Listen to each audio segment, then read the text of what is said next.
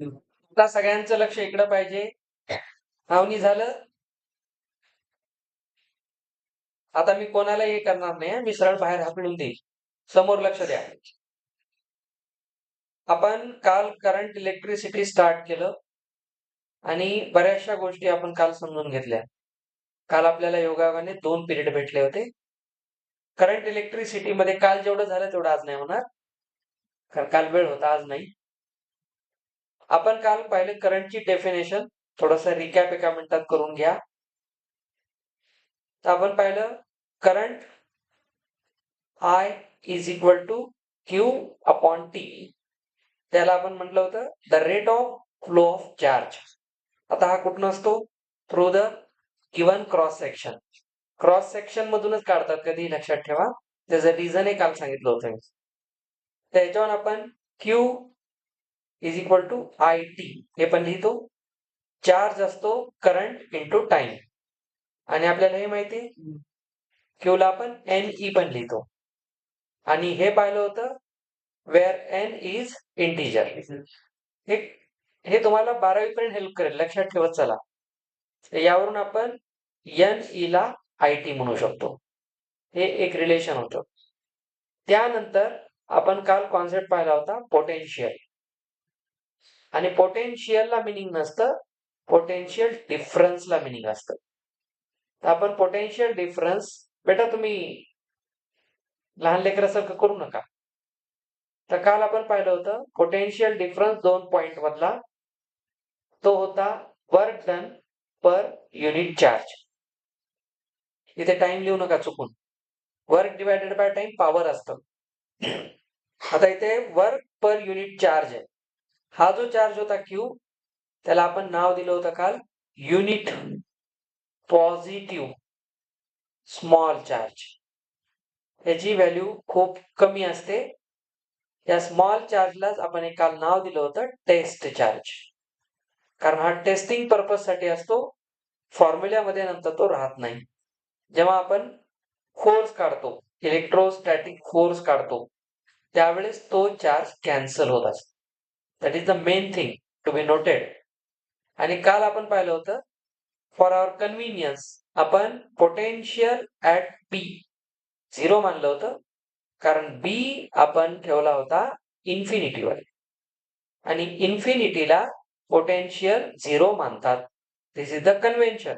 याचा मी काल तुम्हाला पूर्ण डिटेल सांगितलेला आहे. तर यावरून आपला formula VA minus 0 is work done per unit charge. So potential at A. आता इथे पोटेन्शियल डिफरन्स नाहीये, लक्षात घ्या. हा पोटेन्शियल एक प्रकार आहे, तो असतो work done per unit charge. त्यालाच आपण म्हणलेले आहे potential difference is nothing but work done to bring a charge from a point to another point. आता तो फ्रॉम अ पॉइंट वाला जो फ्रॉमचा पॉइंट होता, म्हणजे या केसमध्ये जो B पॉइंट होता, तो आपण इन्फिनिटीला मानलेला आहे. असं नेहमी नाही होणार. VB जो आहे तो नेहमी इनफायनाइट नसतो. ही आपली एक स्पेशल केस आहे. हा पॉइंट एक फायनाइट व्हॅल्यू पण असू शकतो, म्हणजे तिथे काही ना काही पोटेन्शियल आहे. जसं जनरल केसमध्ये आपण काल जो सेल पाहिला होता, सेल मध्ये इथे जो त्याचा पोर्शन आहे असा आहे की नाही, तर पॉझिटिव्ह आणि इथे निगेटिव्ह असं जर आपण घेतलं, तर बघा इथे याला जर आपण VA आणि VB असे 2 नावं दिले, तर आपण चार्जला फ्लो करतोय पॉझिटिव्ह कडून निगेटिव्ह कडे, कन्व्हेन्शनल पाथ काल सांगितलं होतं मी तुम्हाला. तर या पद्धतीने जर करंट फ्लो होत असेल डायरेक्शन, तर बघा चार्ज कुठून कुठे जातोय, A कडून B कडे जातोय. आता A चं पण स्वतःचं पोटेन्शियल आहे, B चं पण आहे. तर या केसमध्ये आपण असं लिहितो VBA. ही पद्धत आहे लिहायची. सर याचा अर्थ काय? याचा अर्थ असतो VAB. तुम्ही जो पहिला पोटेन्शियल लिहिता तो इथे पहिल्यांदा लिहायचा. ठीक आहे, मग ह्याचा फॉर्म्युला काय होईल सांगा? VB minus VA. म्हणजे तुम्ही काय केले पहा, फ्रॉम A टू B. दिसलं? इथे जसं आपण पाहिलं होतं या फॉर्म्युल्यामध्ये, जसं इथे तुम्ही घेतलं A कडून B कडे, इकडे काय होतं B कडून A कडे. तर हे कन्व्हेन्शन आहे, हे पण वर्क डन आहे ऑन द चार्ज. याच्यात जो चार्ज होता तो चार्ज फ्लो केला आपण इकडून इकडे, त्यासाठी जे वर्क केलं ते हे वर्क आहे. तर एक गोष्ट लक्षात ठेवा, work done is equal to energy stored. 9th स्टँडर्डला मी सांगितलेलं आहे तुम्हाला.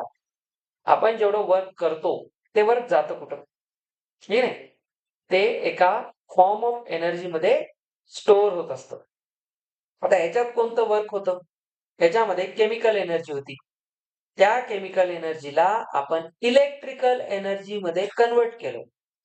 मग ती इलेक्ट्रिकल एनर्जी एखाद्या डिव्हाइसला रन करण्यासाठी यूज केली, म्हणजे ते आता मेकॅनिकल एनर्जी मध्ये कन्वर्ट झाली. मेकॅनिकल एनर्जी पुन्हा कुठे कन्वर्ट झाली, एखाद्या पोटेन्शियल एनर्जी मध्ये कन्वर्ट होईल.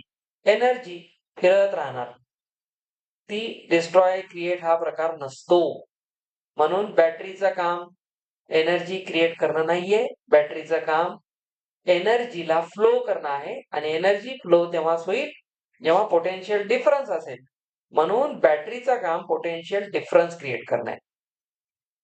म्हणून आपण एक पॉझिटिव्ह एक निगेटिव्ह टर्मिनल तिथं अज्युम करतो. या बॅटरी बद्दल डिटेल एक थेरी आहे 12th स्टँडर्डला. तर आपण पूर्ण बॅटरीचा एक कॉन्सेप्ट शिकतो. आणि ईएमएफ, बॅटरीमध्ये पण रेजिस्टन्स सारखे कॉम्बिनेशन्स असतात. बॅटरी सिरीज मध्ये लावल्या, पॅरलल मध्ये लावल्या तर ईएमएफ कसा चेंज होतो हे 12th स्टँडर्डला आहे आपल्याला. आता आपण बॅटरीचा फक्त मेकॅनिझम शिकत नाही, हे मेकॅनिझम आहे. How does a battery work, how does it rotate or how does it transfer the charge throughout the circuit, हे त्याचं जे काम आहे हे आपण आता नाही समजून घेत. तर मेकॅनिझम त्याच्या मध्ये काय स्टोरी चालते इथं, तर ही सगळी स्टोरी चालताना आपण पाहतो की ते एक नवीन रेजिस्टन्स पण असतो, तो इंटरनल रेजिस्टन्स असतो, तो स्मॉल आर ने दाखवतात. कॅपिटल आर असतो आपला एक्सटर्नल रेजिस्टन्स, म्हणजे तो या बॅटरीचा नाहीये, बाहेरून एक रेजिस्टर आपण लावतो. रेजिस्टर वेगवेगळ्या डिझाईनचे असतात, प्रत्येक रेजिस्टरला एक स्वतःची व्हॅल्यू असते. ती रेजिस्टरची व्हॅल्यू कलर कोडिंगने ठरवली जाते. आणि ती कलर कोडिंग आपण 12th स्टँडर्डला शिकतो. चला आता लक्षात घ्या, आता पुढे आजचा जो आपला पार्ट आहे तो आहे सर्किट डायग्राम. याच्यावर आपल्याला परीक्षेत एखादा क्वेश्चन येऊ शकतो. Circuit diagram, a diagram representing electrical components. ठीक आहे, इन अ सर्किट. वेगवेगळे इलेक्ट्रिकल कॉम्पोनंट्स आहेत, त्यांना आपण एखाद्या सर्किटमध्ये कसं लावतो, कसं अरेंज करतो हे दाखवणारी डायग्राम म्हणजे सर्किट डायग्राम. त्याला मराठीत आपण विद्युत परिपथ आकृती असं म्हणतो, परिपथ म्हणतात त्या सर्किटला. आता सर्किट शब्द थोडा वेगळा वाटतो इंग्लिशच्या अर्थामध्ये पाहिलं तर सर्किट आहे. आता सर्किट उडालं, सर्किट लोक उडायसाठीच असतात. आता पहा, त्याच्यामध्ये आपल्याला काही कॉम्पोनंट्स जे बेसिक आहेत ते पाहायचे. जसं आपल्या सगळ्यांना माहिती आहे, पहिला आहे इलेक्ट्रिक सेल. सेल आहे, सेल साठी आपण हे कन्व्हेन्शन यूज करतो. या कन्व्हेन्शन मध्ये जो वर्टिकल बार याच्यापेक्षा थोडासा लेंदी आहे त्याला पॉझिटिव्ह आणि याला निगेटिव्ह दाखवतात. हे बिलकुल विचार करून दिलेले, फार विचार करून दिलेले. दोन वर्टिकल लाईन्स, एक मोठी एक लहान आहे, त्याचं फिक्स मिनिंग आहे तर इट्स अ सेल. ठीक आहे, लावून घे कडी, टेकल्यावर उघडलं की भीती वाटते उगाच. हा, आता हे जर तुम्हाला कोणी असे दोन सेम लाईन्स दिल्या, दिस इज नॉट सेल. त्याला काल मी सांगितलं होतं, इट्स अ कॅपॅसिटर. कॅपॅसिटर असतो, कॅपॅसिटरलाच कंडेन्सर म्हणतात. हा कॅपॅसिटर या फॅन मध्ये असतो त्याची स्पीड वाढवण्यासाठी. तुम्ही पहा, एक सिलेंड्रिकल पांढऱ्या कलरची डबी असते किंवा एक पॅरलल प्लेट असते, अशी एक पॅरलल प्लेट कॅपॅसिटर असतं. आपण जे इकडे जे वापरतो ना, हे सिलेंड्रिकल कॅपॅसिटर्स असतात. आता कॅपॅसिटरचं काय काम आहे, त्याचं नावच आहे कॅपॅसिटर, त्याची कॅपॅसिटी आहे नाही. कॅपॅसिटरचं काम असते चार्ज स्टोअर करणं. या प्रत्येकाचं काम आहे. हा एक सेपरेट चॅप्टर आहे 12वीला. Capacitor and capacitance. मी जे तुम्हाला काल सांगितले इलेक्ट्रोस्टॅटिक्स आहे त्यामधला तो एक सब टॉपिक आहे. हा एक सेपरेट टॉपिक आहे. जेईई मेन्स मध्ये ह्याच्यात 2 प्रश्न असतात कॅपॅसिटरवर.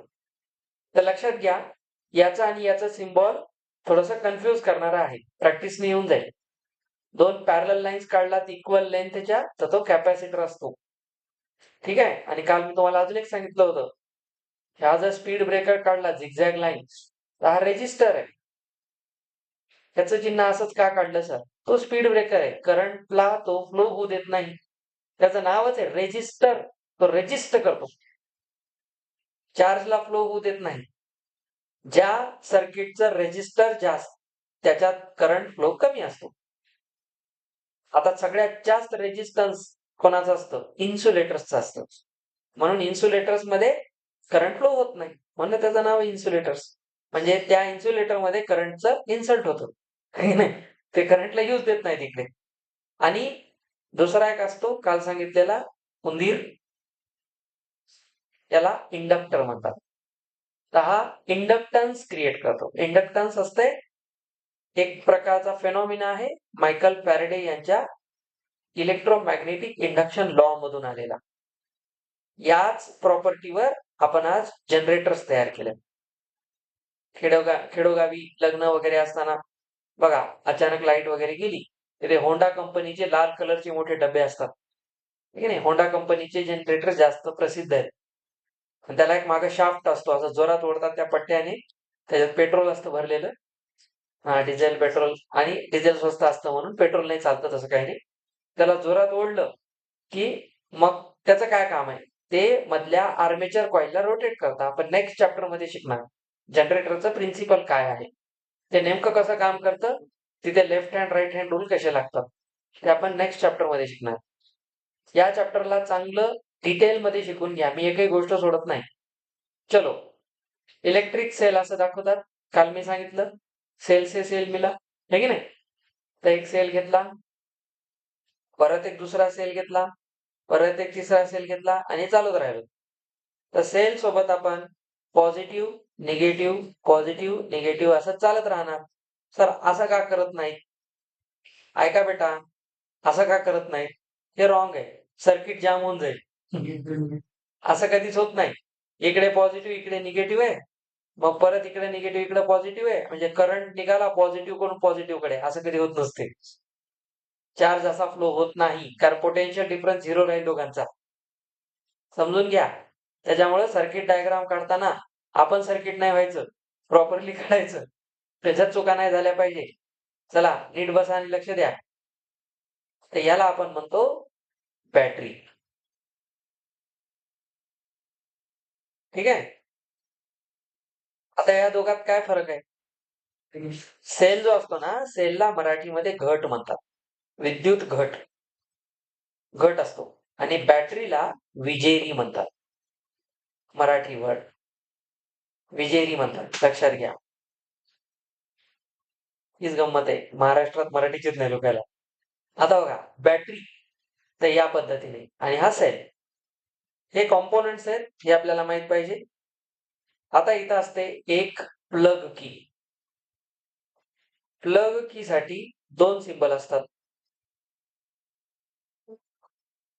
ठीक आहे. तर याचा अर्थ आहे ओपन. हे ओपन म्हणजे current close, circuit is closed. Circuit क्लोजचा अर्थ काय? बरं, ओपनचा अर्थ काय? आता इथं असा अर्थ आहे, ओपन आहे म्हणजे आता याच्यातून करंट फ्लो होत नाही. समजलं? आणि क्लोज, आता हे गंमत आहे, ओपन म्हणजे बंद आणि बंद म्हणजे चालू. इंटरेस्टिंग आहे. हे ओपन आहे म्हणजे काय? करंट क्लोज आहे, आता करंट नाही जात ह्याच्यात, हे उलटा खेळ आहे. आणि हा असतो क्लोज म्हणजे सर्किट इज ओपन. ठीक आहे. आता चालू द्या. हे ओपन आहे म्हणजे आता इथे करंट होत नाही, आणि इथे क्लोज आहे म्हणजे आता करंट चालू आहे. म्हणजे दुकान बंद आहे याचा अर्थ दुकान चालू आहे, असं लक्षात ठेवा. हे आहे आता तापदायकच आहे. याच्यानंतर हे झालं प्लग. तुम्हाला माहिती आहे ते घरी जे, अरे तुम्ही दोघं आपापसात बोल नका बेटा, इकडे लक्ष द्या. ते बऱ्याच वेळा आपल्या घरी ते ड्रिलिंग मशीन वाले येतात बघा, लांब लचक वायर घेऊन. मी जेवढे पाहिले त्याच्याकडे एकाकडे पिन नसते. ते डायरेक्ट 2 वायरच लावतात. ते एवढी मोठी मशीन आणतात 7-8 हजार रुपयाची. पण ती 20 रुपयाची डब्बी आणत नाहीत त्याला. हे असं तर नको तिथे भिकारी चाळे करतात. त्यांना किती आहे म्हणा. हे का नाही तुमच्याकडं? बरं इतके शहाणे. नवीन आणलेली पिन काढून टाकतात. आणि वायर डायरेक्ट लावतात. ती सवय. आता बघा ते लावलं ना डायरेक्ट करंट असतो एक. तिथे तुम्हाला बटनची गरज नाही. तर त्याला प्लग असते. प्लग कीचा अर्थ आहे त्याला स्विचची गरज नाही. हां. याचे 2 अर्थ आहेत. प्लग की 2 प्रकारे यूज केली जाते. जिथे तुम्ही या पद्धतीची टॅब की वापरत नाही. ठीक आहे. ही टॅब की. हे सगळे बटन म्हणजे टॅब की आहेत. टिक-टॉक, टॅप-टॅप करत राहतात म्हणून. हे असं आहे. आणि याला जेव्हा असं चिन्ह काढतात, याचा अर्थ तुम्ही या डायरेक्शनमध्ये त्याला बंद केलेलं आहे. म्हणजे आता ते चालू झाला करंट. जेव्हा तुम्हाला हे चित्र फक्त एवढंच दिसेल, याचा अर्थ हे आहे ओपन. आता करंट ह्याच्यामध्ये वाहत नाही. आणि जेव्हा मी याला असं डायरेक्शन दाखवेल, हे ऍक्च्युअल डायरेक्शन आहे. तर याला म्हणतात आता करंट क्लोज आहे. ते ह्याला रिप्रेझेंट करते आणि हे याला रिप्रेझेंट करते. तर हे 2 प्रकार समजून घ्या. बऱ्याच गोष्टी चॅप्टर संपेपर्यंत नव्याने कळतील. आता बघा 4 नंबरला आहे टॅब की. मी आता सांगितलेलीच. टॅब की मध्ये आपण असा टॅब काढतो आणि हे 2 पॉइंट्स आणि याला असं करतो. हे 2 पॉइंट आहेत. काही बुक्स मध्ये तुम्हाला हे या पद्धतीने दाखवतात. ठीक आहे, हे असं. पण हे जास्त पॉप्युलर नोटेशन नाहीये. बेस्ट हे आहे. आणि ह्यालाच जर मी परत सेम मेथडने काढलं, पण त्याला जर मी असा एरो दाखवला, तर ह्याचा अर्थ आहे ओपन आणि याचा अर्थ आहे क्लोज. ठीक आहे. क्लोज म्हणजे आता याच्यातून करंट फ्लो होत आहे. चालू केला. फॅन ऑन करा म्हणून जे बटन दाबल्यावर ऑन झाला म्हणजे ते क्लोज झालं सर्किट. टॅप की. ह्याच्यानंतर आपल्याकडे एक सवय असते, मुद्दाम जेवढं वायर सांगितलं तेवढं नाही आणायचं. कमी पडते. मग पुन्हा जाऊन आणायचं आणि वायरला वायर जोडायचं. तर त्याला वायर जॉईंट म्हणतात. या सगळ्या डायग्राम्स माहीत असल्या पाहिजे. वायर जॉईंट साठी एक सिंबल असतं. हा एक वायर आहे आणि एक दुसरं वायर आहे. या 2 वायरला इथे आपण जॉईंट केलं. दिस इज वायर जॉईंट. आता कधी-कधी एका वायरवरून दुसरं वायर जातं, पण ते एकमेकांना टच नाही करत. तर ह्याला क्रॉस वायर म्हणतात. Crossing wire. लक्ष द्या. त्याच्यानंतर आहे क्रॉसिंग वायर. आता हे कधीही आपण काढत असताना एका गोष्टीचा विचार करा. हे पहिलं वायर आहे. दुसरं वायर ह्याच्या जवळून येतं, त्याला क्रॉस करून निघून जातं. Crossing wire. तुम्ही म्हणता ते इंटरसेक्टिंग लाईन आहे. नाही. त्याचं काय इंटरसेक्शन आहे. ते वरून चालले त्याच्या निघून. ठीक आहे. कुरघोडी. वरून निघून गेलं ते. हे सिम्बल्स चांगले लक्षात ठेवा. कामाला येतील पुढे चालू. त्याच्यानंतर असतं इलेक्ट्रिक बल्ब. याचं मुख्य काम काय? जिथे गॅल्व्हनोमीटर नाही यूज करत तिथं बल्ब यूज करतात. म्हणजे सर्किटमध्ये प्रेझेन्स ऑफ करंट पाहतात. Presence of current. या सर्किटमध्ये करंट आहे की नाही. तुम्हाला माहिती आहे ते बरेचसे इलेक्ट्रिशियन असतात त्यांच्याकडे ते असा स्क्रू ड्रायव्हर असा असते. हे इथं लावून येतं की नाही. आणि टेस्टर म्हणतात त्याला. ना ते टेस्ट करण्यासाठी. त्याच्यामध्ये एक छोटासा एलईडी असतो. ते त्या सर्किटमध्ये लावलं, एलईडी ग्लो झाला म्हणजे याच्यातून करंट फ्लो होत आहे. तर करंटचा प्रेझेन्स पाहण्यासाठी 3 प्रकारच्या गोष्टी असतात. तशा 2च असतात. बल्ब एक असतो आणि एक गॅल्व्हनोमीटर असतो. गॅल्व्हनोमीटर आपण नेक्स्ट चॅप्टर मध्ये शिकणार, इंडक्शन चॅप्टर मध्ये. Galvanometer is a device which detects the presence of current in the circuit. त्याचं काम सर्किटमध्ये करंट आहे की नाही एवढं सांगणे, किती आहे हे सांगत नाही. कारण का त्याची अवकात खूप कमी असते. गॅल्व्हनोमीटर मध्ये मायक्रो अँपियर मध्ये करंट फक्त जाऊ शकतो. Ampere 1 ampere is a very big current. खूप मोठा करंट आहे. आपल्याला वाटतं एकच अँपियर आहे. 1 अँपियर मध्ये 100 लोक मरू शकतात. एवढी पॉवर असते. तर जो गॅल्व्हनोमीटर असतो त्याची खूप कमी असते कॅपॅसिटी. म्हणून गॅल्व्हनोमीटर मोठा करंट फ्लो करण्यासाठी वापरत नाहीत. जर एक मोठा करंट त्याच्यातून फ्लो केला तर गॅल्व्हनोमीटर जागेवर खराब होऊन जातो. पुढे मग आपण शिकेल 12वीला गेल्यावर शिकतो आपण गॅल्व्हनोमीटरचा एक सेपरेट टॉपिक आहे त्या चॅप्टर मध्ये की गॅल्व्हनोमीटर काय करतं, गॅल्व्हनोमीटरला तुम्ही ऍज ॲमीटर कसं वापरू शकता, गॅल्व्हनोमीटरला ऍज व्होल्टमीटर म्हणून पण वापरतात. त्याच्यासाठी एक तिथे फेक टाईपचा रेजिस्टन्स यूज करतात, त्याला शंट रेजिस्टन्स म्हणतात. तर हे सगळे कॉन्सेप्ट आहेत. मग तुम्ही पुढे जाऊन मीटर ब्रिज शिकणार, वेस्टोन ब्रिज शिकणार, पोटेन्शिओमीटर शिकणार, हे डिव्हाइसेस आहेत.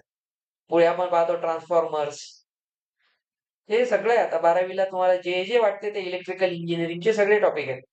आता बल्ब साठी दिस सिंबल इज युज्ड. ठीक आहे, याला असं केलं चालू आहे. हे तेव्हा आहे जेव्हा हे आहे किंवा हे आहे. समजलं? चला आता हे जाऊ द्या, एवढा प्रकाश आपल्या डोक्यात नाही पडत. आता बघा, बल्ब झाला. बल्बच्या नंतर आहे स्पीड ब्रेकर, रेजिस्टर. हे स्पीड ब्रेकरच आहेत असे. दिस इज रेजिस्टर. याला कॅपिटल आर ने दाखवतात. याचा शोध ओहमनं लावला होता. ओहम्स लॉ मधून आलेला कॉन्स्टंट असतो हा.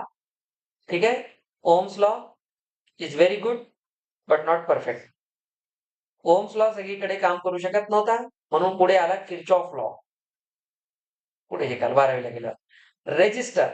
आता हा जो रेजिस्टर आहे याच्यामध्ये अजून एक रेजिस्टन्स आपण हे दाखवतो. आता थोडंसं समजून घ्या, हे जनरल रेजिस्टरचं नोटेशन आहे.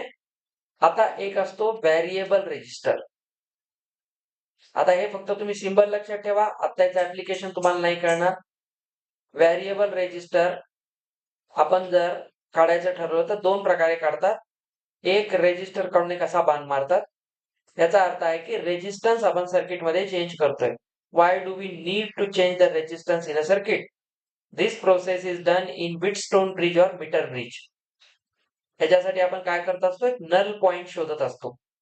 हे जेईई मेन्स मध्ये क्वेश्चन आहे, तर नल पॉइंट किती मीटर स्केलवर वापरतात. तर ते गॅल्व्हनोमीटरचं रिडिंग 0 करण्यासाठी आपण रेजिस्टन्स चेंज करतो त्या सर्किटमध्ये. तर चेंज करणाऱ्या रेजिस्टन्सचं नाव व्हेरिएबल रेजिस्टर असतं. तुम्हाला फक्त याचं ऍप्लिकेशन माहित पाहिजे, याचा यूज काय आहे. कधी कधी ह्याला असं पण दाखवतात, हे पण त्याचं चिन्ह आहे. एक समजून घ्या, हा जो प्रकार आहे ना, एक वायर असतं, हे मुव्हिंग वायर असतं, ते त्या रेजिस्टरवर असं फिरवल्या जातं. तर त्याला म्हणतात जॉकी असते ती अशी फिरत असते. तर व्हेरिएबल रेजिस्टन्स झाला. त्याच्यानंतर नेहमीसाठी आपण वापरतो तो ॲमीटर. लक्ष द्या, आता हळूहळू आपण ओहम्स लॉ कडे जाणार आहोत. Ammeter is actually abbreviation of ampere meter. Ampere मीटरला शॉर्ट मध्ये ॲमीटर म्हणतात. याचं नावातच आहे, ampere is the unit of current. एखाद्या सर्किट मधला करंट दाखवणार मीटर आहे. मीटरचं कामच आहे टू शो समथिंग. आपल्या गाडीमध्ये स्पीडोमीटर, ओडोमीटर हे की नाही तसे असतात. ओडोमीटर काय सांगतं, किती डिस्टन्स कव्हर केलं, तो ओडोमीटर असतो. ओडीओ लिहिलेला असतं बघा गाडीवर. तर ते सांगते की आतापर्यंत या गाडीने किती किलोमीटर डिस्टन्स कव्हर केलं. स्पीडोमीटर तो आपल्याला सांगतो, तो काटा फिरत राहतो, तो स्पीडोमीटर आहे. तसा हा ॲमीटर आहे. ॲमीटर पण त्याच पद्धतीने पॉझिटिव्ह निगेटिव्ह टर्मिनलला अटॅच असतो. लक्ष द्या. नंतर असतं व्होल्टमीटर. प्रत्येकाचं काम आहे नावाप्रमाणे. Ammeter is use to measure the current in the circuit. Measure आहे, नॉट प्रेझेन्स. करंट आहे की नाही पाहण्याचं काम कोणाचं आहे, बल्ब किंवा गॅल्व्हनोमीटर. गॅल्व्हनोमीटर हे काढतात या पद्धतीने आणि ते जी लिहिलेलं असतं. दिस इज गॅल्व्हनोमीटर. ह्याचं काम फक्त प्रेझेन्स ऑफ करंट सांगणं आहे, अदरवाईज काहीच काम नाही. तसंच याचे काम तेच आहे. पण ॲमीटर आणि व्होल्टमीटर जे आहेत हे मात्र ऍक्च्युअली मेजरिंग आहे, याचं काम मोजणं आहे. म्हणजे या सर्किटमध्ये लेट्स से 3.5 एम्पियर करंट आहे. Current can be in fraction. ठीक आहे, फक्त चार्ज कधी आपण काल एक शब्द लिहिला होता, चार्ज इज क्वांटाइज्ड. आहे की नाही, क्वांटायझेशन म्हणजे जो एन असतो तो इंटिजर असतो नेहमी. Q is equal to n हा क्वांटायझेशनचा फॉर्म्युला आहे. व्होल्ट मीटर नावाने कळतं, याचं काम आहे टू मेजर द व्होल्टेज, म्हणजे पोटेन्शियल डिफरन्स किती आहे, म्हणजे ही बॅटरी किती पोटेन्शियल डिफरन्स देते असा त्याचा अर्थ असतो. आपण कधी घरी बॉक्स आणला एखाद्या इलेक्ट्रिकल डिव्हाइसचा, तर त्याच्यावर तुम्हाला 220 व्होल्ट लिहिलेलं दिसतं पहा. 220 व्होल्ट हे जे व्होल्टेज असतं ना, हे ऍक्च्युअल त्याचं RMS व्हॅल्यू असते, ऍक्च्युअल व्हॅल्यू नसते. रूट मीन स्क्वेअर म्हणजे RMS, हे पण तुम्ही 12वीला गेल्यावर शिकाल. आणि एक फुल व्हॅल्यू असते 300 व्होल्ट 11 ही असते पीक व्हॅल्यू, सगळ्यात जास्त म्हणजे मॅक्सिमम व्होल्टेज एवढं ते कव्हर करतं. आपण जे घरी सेल आणतो 6 व्होल्ट, 6 व्होल्ट आहे ना, तर हे ऍक्च्युअली 6 व्होल्ट देत नाही. का? कारण त्याच्यामध्ये एक इंटरनल रेजिस्टन्स असतो. तर EMF हा काय करतो, इंटरनल रेजिस्टन्स मधून मायनस करत असतो त्याला. तर आपण जर 6 व्होल्टचा सेल आणला तर तो 6 व्होल्टचा आउटपुट देत नाही, हे लक्षात ठेवा. तसं आपण जे घरी 220 व्होल्टचं डिव्हाइस पाहतो, ही असते RMS व्हॅल्यू. ही कधीही म्हणजे आय जो असतो आय मॅक्स, IM म्हणतात त्याला, तर किंवा RMS इज IM अपॉन √2 हा त्याचा फॉर्म्युला आहे. तर लक्षात घ्या, हे सगळे आपले मेन इलेक्ट्रिकल कॉम्पोनंट्स आहेत, एवढे आपल्याला माहित असले पाहिजे. ठीक आहे. तर हे सगळ्यांचे सिम्बल्स आहेत. पुढे चालून आपण हे नावं लिहित बसणार नाही, सर्किट डायग्राम मध्ये या गोष्टी आपण दाखवतो. तर या सगळ्यांना वापरून आपण एक छोटासा डायग्रामही पाहू शकतो. फॉर दॅट रिझन आपण समजा एक सर्किट, सिंपल सर्किट तयार करू. त्याला एक आपण बॅटरी लावू, म्हणजे एक सेल लावू. या सेलमध्ये हे एक वायर असतं, या वायरला आपण एक रेजिस्टर लावला. पुढे आलो, चला इथे एखादा करंट मोजण्यासाठी ॲमीटर लावला. पुन्हा इथं आलो, इथं सोडलं, आणि याच्यावर मी इथे एक व्होल्ट मीटर लावला. Volt meter is always parallel. Ammeter नेहमी सिरीज मध्ये असतो, व्होल्ट मीटर नेहमी पॅरलल असतो. चुकून एखादी सर्किट डायग्राम, आता NCERT तुम्हाला विचारते which of the following diagram is wrong, तर त्याच्यामध्ये व्होल्ट मीटर चुकून सिरीज मध्ये दाखवून देतील एखाद्या फिगरला. 1 मार्काचा प्रश्न आहे, पण कॉन्सेप्च्युअल आहे, थोडं माहित पाहिजे. नाही तर उद्या इलेक्ट्रिकल इंजिनिअरिंगला गेलो आणि व्होल्ट मीटर दिलं आणि ह्यानं सिरीज मध्ये लावून टाकलं, त्याला वापस म्हणते तू 10वीच्या वर्गात जाऊन बस म्हणून. तर लक्षात घ्या, असं करू नका. प्रॅक्टिकल नॉलेज आहे हे सर्किट आहे. या सर्किट मध्ये करंट ची डायरेक्शन कन्व्हेन्शनल पाथनेच दाखवतात. इथे करंट जो असतो हा चेंज होत नाही, फक्त करंट थोडासा चेंज, त्याला म्हणतात पोटेन्शियल ड्रॉप होतो इथं. तर हे जे पोटेन्शियल निघाले इथून, त्याच्यामध्ये थोडासा ड्रॉप होत असतो. आणि या सर्किटला म्हणजे तो ड्रॉप होतो, बिलकुल चेंज होतो ना थोडासा. का बघा इथे रेजिस्टन्स क्रिएट झालं ना. म्हणजे असं समजा की स्मूथ हायवेवर गाडीला कमी पेट्रोल लागते, पण ते जर स्पीड ब्रेकर्स आले खूप, तर पेट्रोल प्रॉब्लेम व्हायला ना, म्हणजे तिथं काय झालं, तुमचं मायलेज ड्रॉप झालं. तसं इथं पोटेन्शियल ड्रॉप झालं. तर या एक छोटस हे आपण काढलेलं आहे सर्किट, त्याला सर्किट डायग्राम म्हणतात. आता सर्किट डायग्राम का महत्वाची आहे, कारण पुढचे सगळे एक्झामचे क्वेश्चन डायग्रामवर असतात. जे मीन्स तुम्हाला असे वेगवेगळे आता हे कधी कधी एवढं सर्किट कॉम्पोनंट काढत नाही, तुम्हाला सरळ असा क्वेश्चन येतो, असं काहीतरी जोडून देतात आणि मग एखादा व्हॅल्यू देतात आणि मग सांगतात इथे ए पॉइंट आहे, इथं बी आहे, तर पोटेन्शियल डिफरन्स VAB सांगा. तर हे किर्चॉफ लॉचे क्वेश्चन्स असतात. त्याच्यामध्ये इन्फायनाइट सिरीज असते, म्हणजे तिथे जॉमेट्रिक प्रोग्रेशन यूज केलं जातं मॅथमॅटिक्सचं. त्याच्यानंतर तुम्हाला वेगवेगळ्या टाईपचे सर्किट्स आहेत. आता याच्यात काही अवघड प्रश्न असतात, जेव्हा आपण इफेक्टिव्ह रेजिस्टन्स काढू या चॅप्टरमध्ये शेवटच्या सेगमेंटमध्ये पॉवरच्या आधी, तेव्हा तुम्हाला वेगवेगळ्या केसेस शिकवल्या जातील. बोला. दरवेळेस व्होल्ट मीटर ते रेजिस्टरच्यावरच लावायचं ना, पॅरलल लावायसाठी म्हणून तिथं लावलेलं आहे, रेजिस्टरला पॅरलल. इथे इथे पण लावता येतं, इथे कशाला आला बेटा, इथे पण लावता येतं, हे पॅरललच झालं. ठीक आहे, हे सिरीज नाही, हे पॅरलल आहे. सिरीज आणि पॅरलल कसं ओळखायचं, मी जेव्हा तुम्हाला रेजिस्टन्स कडे घेऊन जाईल तेव्हा त्याचे मी बेसिक सांगेल. तसं तुम्हाला मी सांगितलं होतं लास्ट इयर 9th स्टँडर्डला. तर ही झाली आपली सर्किट डायग्राम. हा म्हणजे कुठं इथं तिथं नाही हा ते असं बाहेर बाहेर वायरला काय रजिस्टर इथं हा त्याला काय अर्थ नसते. बॅटरी इकडे आणि बाहेर एक दुसरं वायर लावायला. अरे बेटा, आपण जे आता शिकायलो ना ही एबीसीडी सुरू आहे. तुमचे प्रश्न असतात झेडच्या पुढचे, ठीक आहे नाही. म्हणजे 26 अल्फाबेट शिकायचे नाही, आपला 27व्याचा डाऊट घेऊन बसायचं. सगळं सांग. तुम्ही फक्त इलेक्ट्रिसिटी चॅप्टर 10वीला जेव्हा शिकाल तेव्हा या इलेक्ट्रिसिटी चॅप्टरचा हा जो महासागर आहे त्याच्या किनाऱ्याच्या इथे एक छोट्याशा थेंबावर आहेत तुम्ही आता. ठीक आहे, तुम्ही जे शिकायला हाच प्रॉब्लेम आहे. हरकत नाही, तुझा डाऊट माझ्या डोक्यात आहे. मी तुला नंतर काही फिगर दाखवी तेव्हा लक्षात येईल. भरपूर क्वेश्चन करायचे, काळजी करू नका. आगे बढो. सर्किट डायग्राम क्लिअर झाले. कॉम्पोनंट्स वगैरे याच्यावर एक 3-4 मार्काचा प्रश्न येतो. प्रत्येकाच म्हणजे पूर्ण तो चार्ट काढा, त्याचे सिम्बल्स काढा आणि त्याचं वर्किंग लिहा किंवा त्याचे युजेस लिहा. हे सगळे क्वेश्चन येतो. आला तर चांगली गोष्ट आहे, तिथं व्यवस्थित काढा. चलो आगे बढेंगे. आता हे सगळे गोष्टी झाल्यानंतर आम्हाला पाहायचंय ओम्स लॉ. Ohm's law. आता जो ओम आहे तो असाच लिहितात, OHM. ओम नाही आपल्याकडचा तो, ओम्स लॉ आहे. आता हा लॉ फार इंटरेस्टिंग आहे. याचं सरळ म्हणणं आहे की व्होल्टेज जो असतो तो करंट इंटू रेजिस्टन्स असतो. दिस इज ओम्स लॉ. संपलं. मी एवढं म्हणलं सांगल संपलं म्हणलं की संपलंच. हे संपलं बघा.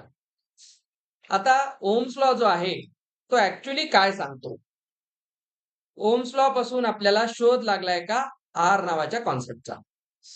Y do we study Ohm's law?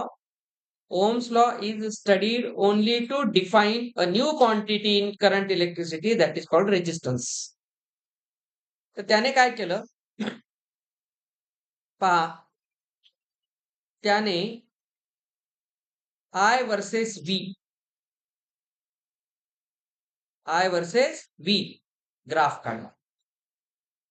थोडस समजून घ्या हा ग्राफ. आता त्याचा असं म्हणणं आहे V म्हणजे पोटेन्शियल डिफरन्स आहे. पोटेन्शियल डिफरन्स कोण देणार? सेल देणार किंवा बॅटरी देणार. आणि जेवढा पोटेन्शियल डिफरन्स जाईल त्या पद्धतीने करंट फ्लो होईल. तर जेवढा पोटेन्शियल डिफरन्स जास्त तेवढा करंट जास्त. म्हणजे पोटेन्शियल डिफरन्स आणि करंट यांच्यामध्ये काय आहे? डायरेक्ट प्रोपोर्शन आहे. ठीक आहे, डायरेक्ट प्रोपोर्शन. समजून घ्या त्याने काय केलं. पहिली केस जेव्हा एकही सेल किंवा बॅटरी नव्हती तेव्हा करंट 0 होता. ठीक आहे, मग त्याने काय केलं, एक सेल लावला. एका सेलमध्ये त्याने करंट कॅल्क्युलेट केला. जेव्हा त्याने V1 पोटेन्शियल वापरलं तेव्हा I1 करंट डिटेक्ट झाला. तर त्याला आपण कोऑर्डिनेट जॉमेट्रीनुसार इथे पॉइंटला प्लॉट करूया. थोडं पुढे गेल्यानंतर त्याने परत अजून एक सेल लावला, म्हणजे आता बॅटरी क्रिएट केली. पोटेन्शियल डिफरन्स वाढला. V2 काय आहे? V1 ला घेऊन चालतोय तो. तर त्याच्यामुळे जो दुसरा करंट आला I2 तो पण याच प्रोसेसने इथे सापडला. असंच करत करत त्यांनी N सेल्स लावले आणि N सेलसाठी त्याला N टाइम्स करंट मिळाला. आणि हा समजा इथे आला आणि नंतर त्यांनी हे बिहेवियर चेक केलं तर त्याला एक स्ट्रेट लाईन ग्राफ मिळाला आपल्या कायनेमॅटिक्सच्या युनिफॉर्म मोशन सारखा. आणि त्याच्यावर काय लक्षात झालं, कोण डिपेंडंट आणि कोण इंडिपेंडंट आहे? एक्स ऍक्सिस वर इंडिपेंडंट क्वांटिटी असते. हा तेच रॉंग आहे, तेच रॉंग आहे, हेच सांगायचं मला. दोन प्रकारे पाहत आहे. ऍक्च्युली तुमच्या सिलेबस मध्ये इथे V आणि इथं I दिलेला असणार. याचा फ्लॉ 12वीला गेल्यावर कळतो. परीक्षेत पुस्तकातला करा. रॉंग नाहीये ते, पण ते करेक्टही नाही, हे लक्षात ठेवा. आता मी जर हे याचं जर पुराण करत बसलो तर आपल्याला 2 दिवस लागतील. त्यासाठी मला पूर्ण 12वीचा कॉन्सेप्ट शिकवावा लागेल तुम्हाला. ह्याच्यासाठी मी तुम्हाला वाटल्यास तुला पर्सनल एकट्याला तो 12वीचं ते लेक्चरचं मी घेतलेला व्हिडिओ शेअर करतो. मी त्याचं पूर्ण एक्सप्लेनेशन दिलेलं आहे. असं का होतं? 12वीला गेल्यावर कळेल. एक लक्षात घ्या, बुकमध्ये त्यांनी काय केलंय, हा फॉर्म्युला तयार करण्यासाठी त्यांनी एक काम केलं. इथे व्ही केलंय आणि इथं आय केलेलं आहे. काही फरक पडत नाही. म्हणजे काय सांगितलं, की जो व्ही आहे तो आय वर डिपेंडंट आहे असं दाखवलं. हे रॉंग आहे. करंट पोटेन्शियलवर डिपेंड असतो ना. तुम्ही आधी सेल लावणार आणि मग करंट येणार. साधं लॉजिक तर इथंच आहे. काय डोकं लावून ते बनवलंय त्यालाच माहिती एनसीईआरटी वाल्यानं. कोणतं औषध पिऊन चॅप्टर लिहिला की. तर लक्षात घ्या. इथे V is directly proportional to I. मी हा जो फॉर्म्युला लिहिलाय ना तो आता इथून येतो. तर त्याचं सरळ म्हणणं आहे बघा, V is directly proportional to I. काय अडचण नाही. प्रोपोर्शनॅलिटी हटवाय कॉन्स्टंट द्या. त्याच कॉन्स्टंटला लिहितात आर. आणि म्हणजे असं लक्षात आलं व्ही आणि आय यांचा रेशो एक कॉन्स्टंट असतो. हा एक कॉन्स्टंट असतो आणि याच कॉन्स्टंट आरला म्हटलेलं आहे resistance. Resistance is property of the material. वायरची प्रॉपर्टी आहे. ही त्याच्या जॉमेट्री वगैरेवर डिपेंड असते का? असते. तर पुढे रेजिस्टिव्हिटी शिकणार आपण. ठीक आहे? तर तिथून येतं ते. तर रेजिस्टन्स ही एक प्रॉपर्टी आहे. त्याचं असं म्हणणं आहे की करंट ज्या पद्धतीने वाढतोय. ठीक आहे. आता हे खरं तर असंच असतं नियमानं. तुम्ही तुमच्या बुक प्रमाणे काढा. मला काही प्रॉब्लेम नाही. पण त्यांनी सांगितलेला जो बेसिक कॉन्सेप्ट आहे तो हा आहे. पुढे चालून आपण एक गोष्ट शिकतो कंडक्टिव्हिटी. जसं रेजिस्टिव्हिटी असते तशी कंडक्टिव्हिटी असते. आणि कंडक्टिव्हिटी शिकताना तुम्हाला कळतं की हे आय वर्सेस व्ही असतं. व्ही वर्सेस आय नाही. काढतात. एनसीईआरटीनं काढलेलं रॉंग नाहीये. मी आता सांगायलो. मी तेवढा हुशार नाही त्यांना रॉंग म्हणण्या इतका. पण थोडा हुशार आहे की त्यांना थोडं रॉंग म्हणू शकतो. ठीक आहे? Directly proportional. आता लक्षात घ्या.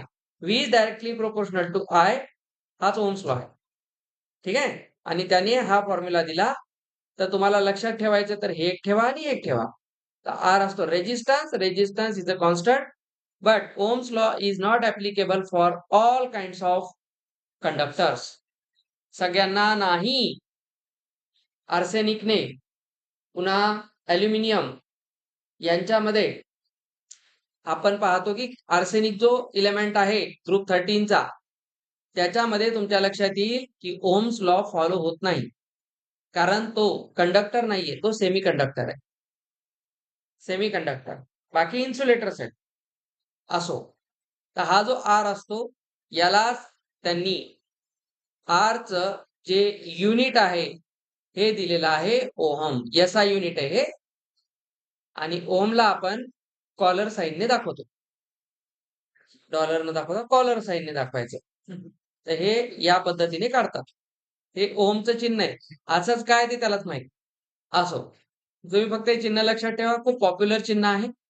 पुढे चालून तुम्हाला एक चिन्ह शिकायचंय. सिग्मा.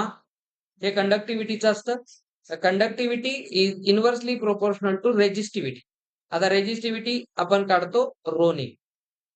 तर हे असं करायचं आणि याला असं करायचं. ठीक आहे? आणि इंटरेस्टिंग गोष्ट आहे. रेजिस्टिव्हिटी जसं कंडक्टिव्हिटीसाठी ओहम चिन्ह आहे. तर रेजिस्टिव्हिटीसाठी महो असते. हां. ओहमलाच इंटरेस्टिंगली उलटं लिहितात. महो. हे खरं आहे. मी काय तुम्हाला टाइमपास करणे गेलो. हे खरं आहे. महो हे पुढे चालून तुम्ही रेजिस्टिव्हिटीसाठी पण यूज करा. इंटरेस्टिंग असतात या गोष्टी. असो. चला. हे सगळं 12वीला शिकल्यावर मजा येते. आता काही नाही. आता उगा आपलं बेसिक बेसिक शिका. 1-2च चालू द्या. तर ओहम्स लॉ मध्ये तुम्हाला हे लक्षात ठेवायचं आहे. ओहम्स लॉ जो असतो जे कंडक्टर्स ओहम्स लॉला फॉलो करतात त्यांना ओहमिक कंडक्टर्स म्हणतात. Ohmic conductors means conductors following और ओबेइंग ओहम्स लॉ. हे त्यांचं काम आहे. मध्ये मध्ये बोलू नका. आता त्यांनी पुढे चालून एक कॉन्सेप्ट आणलेला आहे त्याचं नाव रेजिस्टिव्हिटी. आता रेजिस्टन्स आणि रेजिस्टिव्हिटी हे दोन वेगवेगळे कॉन्सेप्ट आहेत. resistance is opposed to the current and resistivity is a property of the conductor. It determines how that conductor is resistive against the current. त्या करंटला तो किती अपोज करतो, तर ही रेजिस्टिव्हिटी असते, that is row.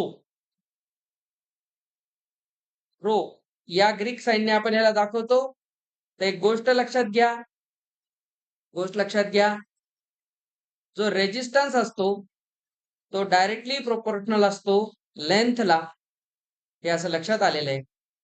Inversely proportional असतो cross section एरियाला.